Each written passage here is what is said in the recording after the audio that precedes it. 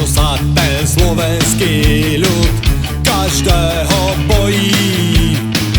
Doja si hostia kravičku a on ticho stojí.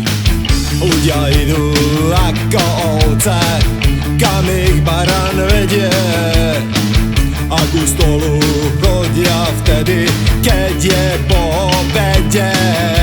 Slováci, Slováci, Slováci, Slováci, Slováci.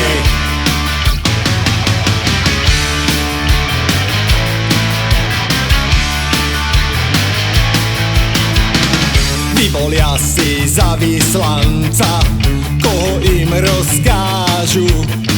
Keď majú raz ruky voľné, sami si ich zviažu. Či to tak má byť na veky, niet Slovákom rady. Kto si sám nevie byť pánom, nedočká sa vlády.